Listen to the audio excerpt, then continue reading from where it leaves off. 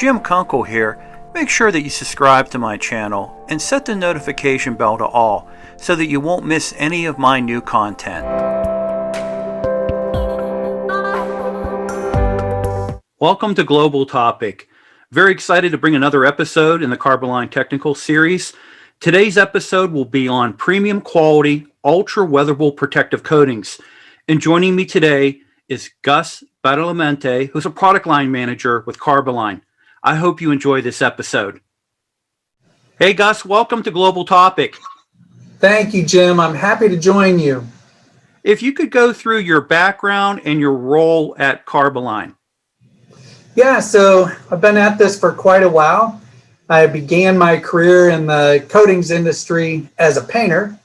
So after 8 years of painting, I decided to put myself through college and work my way through college just as fast as I could. And I had aspirations to sell high-performance coatings. So after graduating from college, I did sell high-performance coatings for 19 years. And in the year 2000, I actually became a NACE certified coating inspector. And after 19 years of selling high-performance coatings, I joined the Carboline company as a technical service engineer. And then after 6 years of being a technical service engineer, I joined Carboline's marketing team as a product line manager. So as a product line manager, my prime responsibility is to work on new product development projects. I also work on managing our existing product line, and I have about a third of all the Carboline products that I'm responsible for. Very good, very good. So, for those who are watching this episode who have limited or no knowledge on, premium quality, ultra-weatherable coatings, could you define what they are? Yeah, that's kind of a tough question. I say it's a tough one because I have not seen an industry recognized definition for ultra-weatherable coatings. So as you know, we always like to reference industry recognized standards when we're judging the performance of high performance coatings. So those standards are like NACE and SSPC, ISO, ASTM, and those type standards. So I suggest the best way to evaluate color and gloss retention and UV exposure is to use SSPC coating specification number 36. So this is a ASTM test method. It's actually ASTM D4587 cycle 2. And it evaluates the performance of coatings with their color and gloss retention by subjecting the coatings to cycles of first UV exposure with a UVA 340 lamp. So 4 hours of exposure to UVA, and then 4 hour cycle of condensation using deionized water. So you got an 8 hour cycle, and the highest level of performance is level 3. And when we're talking about this type testing, it's considered accelerated testing. So level 3A is the highest level. And that requires 3,000 hours of testing. And the key is that after 3,000 hours of testing, the coating has to retain at least 75% of its sheen, and the color shift can be no more than 2.0 delta E. So it's a pretty stringent requirement. So for asset owners who are looking to protect their infrastructure, why should they consider using ultra-weatherable coatings? Yeah, so good question. What I would suggest is that we would first define the ultra-weatherable coatings as those coatings that provide substantially longer color and gloss retention than SSPC coating specification number 36, level 3. So that's the highest level. So now that we've defined ultra-weatherable coatings, why would they want to use that? Basically, the goal of ultra-weatherable coatings is you want to extend the service life of the coating system as long as you can. And you want to, by doing that, you lower the overall life cycle cost of the coating system. So this ultimately provides the greatest value in the long run. What are the main types of resin systems used in ultra-weatherable coatings? There's three main types. The first type, I'll kind of give you an overview of those. First type is a high performance, thin film, acrylic aliphatic polyurethane system. And I call it a system because it typically includes a polyurethane base coat that's colored, and then a polyurethane clear coat on top of that. So you have a two-coat system, and that's what's required to really exceed the level 3 highest level performance. And those systems really gained popularity back in the 1990s, and they were continued to be used into the 2000s and somewhat used today. Well, are these clear coat polyurethane coating systems still being used today? Yeah, they're not used as much as they were early on, and that's really due to some challenges with these systems. So one of the challenges was it's really difficult for the painters to see where they've applied the clear coat of polyurethane, and that's because they've just recently applied a base coat of polyurethane, and those polyurethanes typically have a pretty high sheen. So as you can imagine, if the painter is working outside in the sun, it becomes even more challenging because of all the glare that comes with working out in the sun. Another challenge for the painters is that it's really difficult for them to see how thick the clear coat was applied. And if they don't get it applied thick enough, then you don't get the proper UV protection that the coating was designed for. So another challenge is it's very time consuming and it's very expensive to apply another coat of polyurethane clear coat. And that's especially true if the painters are working on elevated structures like elevated water storage tanks and things like that. The result is there's a lot of structures that were coated back in the 1990s, late 90s, and 2000s that those structures now have a mottled appearance. And you've probably seen these before, Jim. As you're driving down the highway, and especially out in the rural areas, you'll see some elevated water storage tanks, and they look mottled in appearance, even from a distance. And a lot of that is because it was difficult to see where the polyurethane clear coat was applied versus where it was not. And it was difficult to see that they had the urethane clear coat applied at the right dry film thickness. Well, how do you recommend that customers work around these challenges? One of the things that Carboline did is we developed a product that's called Carbothane 134 UV Ultra. And the key to that product is that it's one coat, it's a pigmented aliphatic polyurethane, but it provides long-term color and gloss retention that is really an ultra-weatherable coating. So this will exceed SSPC coating specification number 36, level 3A, by 3 times. So I had mentioned that coating specification 36 level 3A requires 3,000 hours of testing. This product, Carbothane 134 UV Ultra, still exceeds level 3A after 9,000 hours of testing. So that's 3 times the length of testing required. So by using a product like this, you can apply one coat and still get an ultra-weatherable coating, and you don't have to worry about a clear coat. So it saves a lot of time and a lot of money, and you get a nice uniform appearance for many, many years. So that being said, why would customers want to consider using this coating? The key there is that you have a one coat system. You save a lot of time and money by not having to apply a clear coat, and it's also available in a wide variety of colors. And we can make just about any color with our rapid tint system.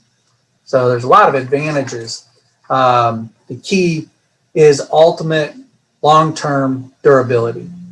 So even in harsh environments, Carbothane 134 UV Ultra provides really good abrasion resistance. It's got really good impact resistance, and it's got good adhesion to the substrates. So it maximizes the service life of the coating system, and it lowers the overall life cycle cost of the coating.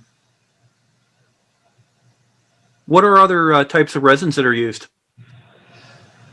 One of the more popular resin systems for ultra-weatherable coatings are polysuloxanes. And, a couple of keys to those, there's both epoxy backbone polysiloxanes and there's acrylic backbone polysiloxanes. So some of their benefits are they typically can be applied at higher dry film thickness versus polyurethanes. Where your polyurethanes are typically applied at 2 to 3 mils dry film thickness, the polysiloxanes can typically be applied at 3 to 7 mils. And a key to polysiloxanes is they provide pretty good corrosion protection. They also have pretty good chemical resistance, and their durability is typically a little greater than polyurethanes. And they actually rival the durability that you typically find in epoxies, with the added advantage that they also provide excellent color and gloss retention in UV exposure. So, talking about polysiloxanes, which polysiloxane resins does Carboline manufacture? We actually manufacture both an epoxy backbone polysiloxane and an acrylic backbone polysiloxane. So our acrylic backbone polysiloxane is Carbothane 2000. And that one actually has the best long-term color and gloss retention. And it's a true ultra-weatherable coating in that it exceeds SSPC coating specification number 36, level 3A, after 10,000 hours of testing. So whereas the specification level 3A requires 3,000 hours of testing, this is more than 3 times that, and it still exceeds the highest level of performance. But we also manufacture Carboxane 2100 FC, and that's our epoxy backbone polysiloxane. That one's also a true ultra-weatherable coating in that it still exceeds level 3A after 5,000 hours of testing. So, the epoxy backbone Carboxane 2100 FC provides the added advantage over acrylic backbone polysiloxanes in that the epoxy backbone typically provides a little bit better chemical resistance and a little bit better corrosion protection than the acrylic backbone polysiloxanes. So if I sum up those benefits of polysiloxanes, you get higher dry film thickness, 3 to 7 mils dry film, you get really good corrosion protection, and both of our polysiloxanes, the Carboxane 2000 and Carboxane 2100 FC, they have really good corrosion protection in that they will meet ISO 12944 C3 high with just one coat applied direct to metal. So those corrosion categories are really like industrial areas and coastal environments. So it's a pretty corrosive environment. Also, the polysiloxanes are isocyanate free. So what does that mean to the customer? When they're isocyanate free, they're a little safer to use. And also the isocyanate typically reacts with moisture. So if you're working in high relative humidity conditions, especially like coastal environments and in the Midwest, like here in Missouri where I'm at, coatings that cure with isocyanate react with moisture, and it typically creates a microfoaming or microbubbling in high relative humidity. So polysiloxanes, being isocyanate free, eliminate those kind of challenges. And then also, like I had mentioned before, polysiloxanes provide really good durability. The ultimate result is that customers can save a lot of time and money by using polysiloxanes because you got one coat that's high build and ultra weatherable coating that provides level 3A performance after 10,000 hours of testing. What other types of resins are used for ultra weatherable coatings? The other main type are actually fluoropolymers or fluorourethanes. And technically those are PVDF coatings. And the real definition is polyvinylidene fluoride resins. And those are really the best performance that you can get in coatings. And one of the more popular types it's applied by automated equipment and it requires baking or force curing. And those are typically in like a coil coat operation. So those are done in really big factory type operations. You're typically able to coat large panels of sheet metal, large structures, coat them with automated equipment, and you bake the coating and it comes out and it's ready to handle right away. So there's a couple of challenges with that type equipment. You can imagine it's really expensive to build that kind of a facility. The equipment's really expensive, and it requires force curing or baking, which can require a lot of energy. So you get a lot of benefits from those PVDF coatings, but challenges with expense and not being able to do any kind of field applications.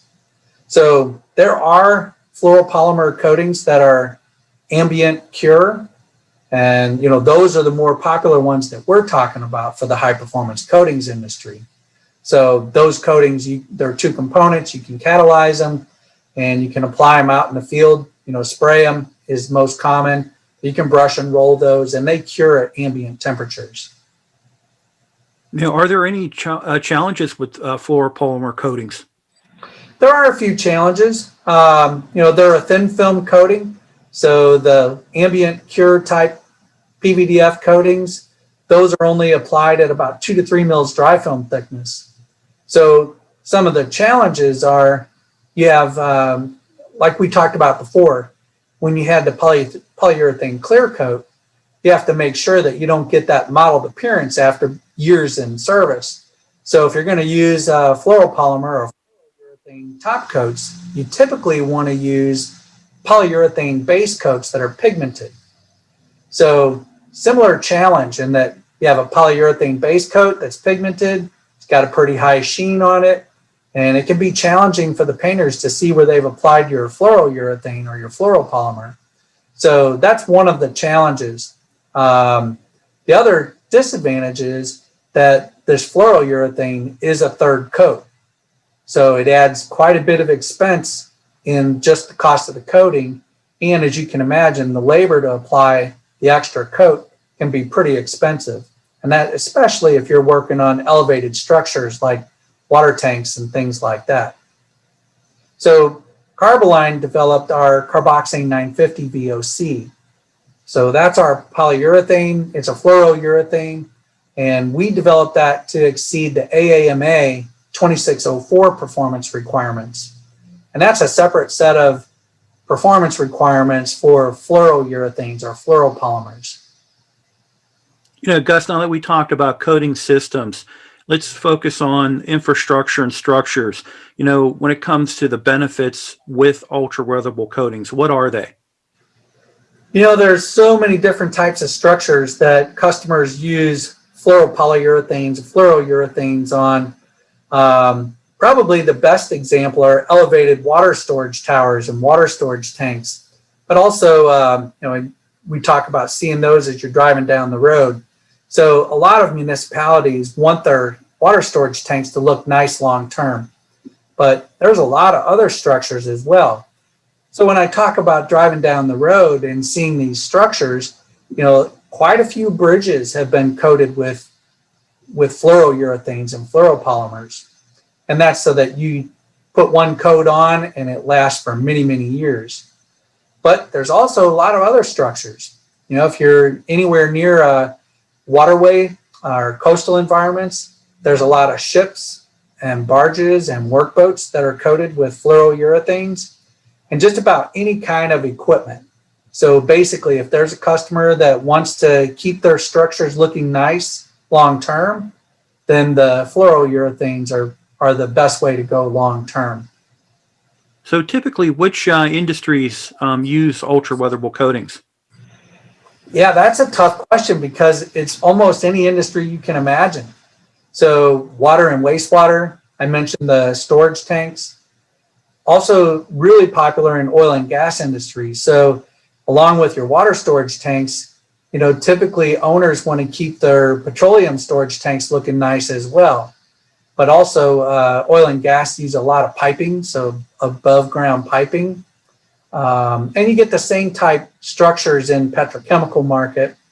And then, in a lot of other markets like the power market, I mentioned ships and boats and barges, so commercial marine. Commercial and architectural is really common. So a lot of your big buildings, especially new construction, if you're in a urban type environment, if you have to coat your structures, you want those to look nice long term. Also, it's really popular in the food and beverage industry because those industries typically get a lot of visual exposure and they want to keep their structures looking nice as well. Well, as you know, surface preparation is very critical to the success of a project. What are the typical surface preparation requirements for ultra-weatherable coatings? That's a good question, Jim. Typically, ultra-weatherable coatings are not surface-tolerant coatings. So that's no problem for new construction projects. However, if you have a maintenance project or you have an overcoating project, it could become a challenge because with these type coatings not being surface-tolerant, then you have to be concerned about, okay, what are we going to do for our primer? So to answer your question, surface preparation, definitely your substrates have to be clean and dry.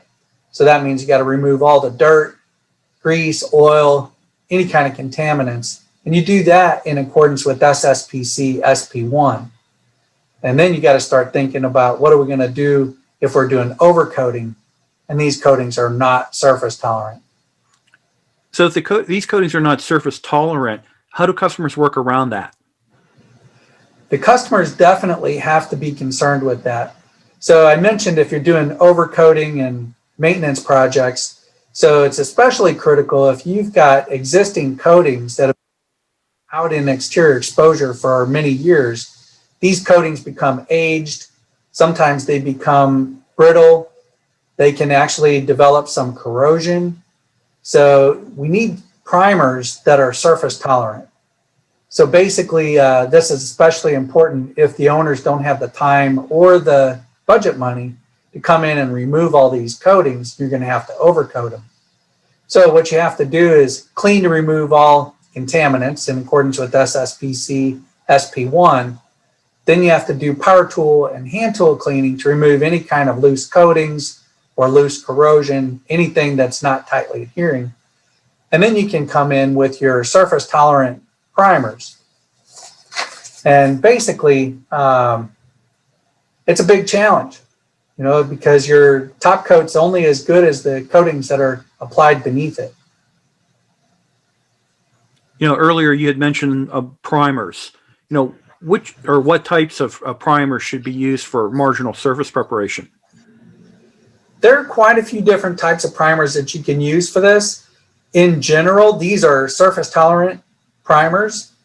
So I gave you the scenario of existing coating systems that have been in service for many years, especially aged coatings and especially alkyds. Alkyds tend to get brittle and they may develop some cracks and you may have some existing corrosion. So your primers definitely have to be surface tolerant. And it's really important that as these primers are applied and cured, the primer does not stress the existing coating system. So low stress is really important when you're thinking about primers.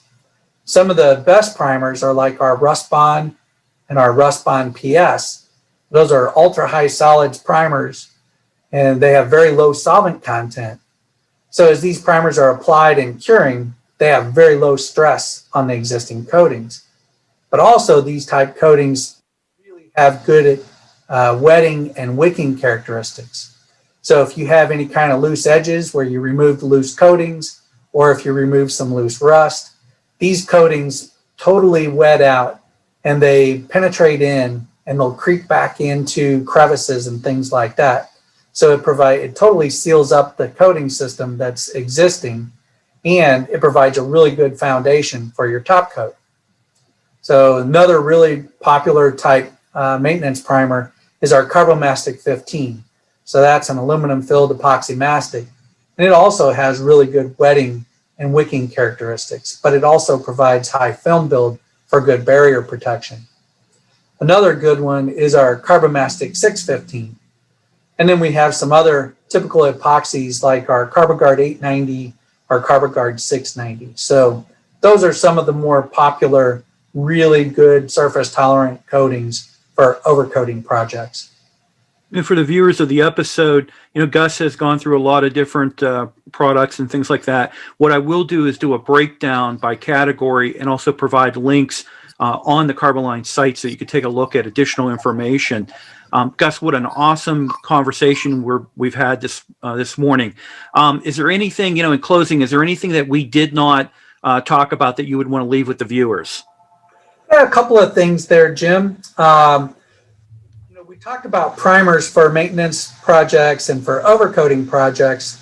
So if you've got new construction projects and you want to apply ultra-weatherable coatings, then that becomes a lot easier because you're starting with bare steel or bare concrete. So the primers we'd recommend for new construction, if you had carbon steel, would be like your zinc-rich primers, like Carbozinc 11 or Carbozinc 859, because they provide really good long-term galvanic corrosion protection to your steel.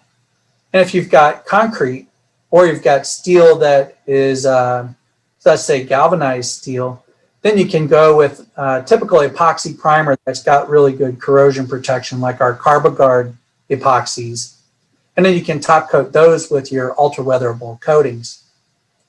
So that's a pretty good summary of all the different types of primers that we recommend underneath ultra-weatherable coatings.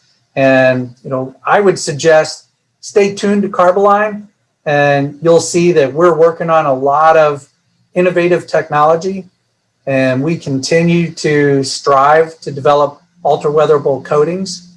And, keep an eye out because we have some new products that we're hoping to launch here in the next year or so. So we'll show you what we have later.